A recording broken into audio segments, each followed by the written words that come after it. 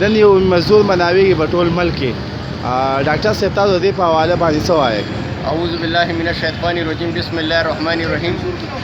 نن تاسو ټولو ته معلومه ده چې نن په ټوله دنیا کې او بیا په پاکستان کې په پښتونخوا وطن کې دا نړیواله ورځ چې کومه ده عالمي یوم مزدور چې دا نن د مزدورانو ورځ ده، عالمي ورځ ده.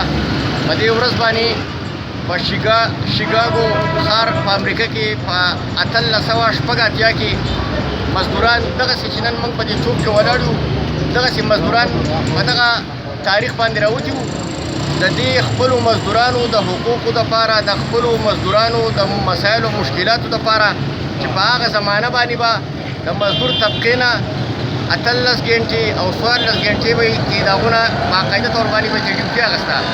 دغه مزدوران د امریکې په ښار کې راغونډ شول او د دې خپلو جایزو کلهمو حقیقي مسایلو دپاره یې د مزدورانو د یووالي دپاره او د اتفاق دپاره یې پرامن مظاهره وکړه.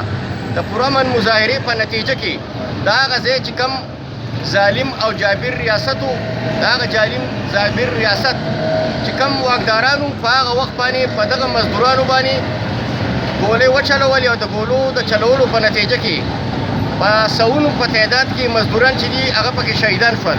نو نن په دغه حواله باندې په ټوله دنیا کې په دې ورځ باندې سیمینارونه کېږي، په دې ورځ باندې جلسې کېږي، په دې ورځ باندې احتجاجونه کېږي. چونکې نن موږ په دې منګوره ښار کې احتجاجي جلسه یا مظاهره یا د مزدورانو په حواله باندې د مزدورانو په حقوقو باندې څه جلسه په دې وجه باندې موږ منعقد نه کړه. په دې حواله باندې چې دلته کې تاسو ته معلومه ده چې دلته په پاکستان کې بیا په ټوله دنیا کې کرونا بیماري راغلې ده. د کرونا بیمارۍ په حواله باندې حکومت چې کوم اقدامات کړي دي چې تاسو د یو بل نه په فاصلو کې اوسئ، نو په هغه وجه باندې موږ دلته احتجاج جوړ نه کړو.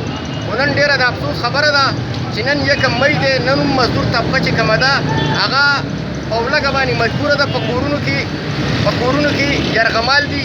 نن مزدور طبقه چې کومه ده نن په یو وخت د رزق د ګټلو دپاره د هغو سره هېڅ قسمه وسایل نشته. په هغې کې بیا دیاړیمار خلک دی پکې، اخبار فروش خلک پکې دی، د هرې طبقې خلک چې پکې دی هغه نن زیات د مشکلاتو سره د دې سره مخامخ دي.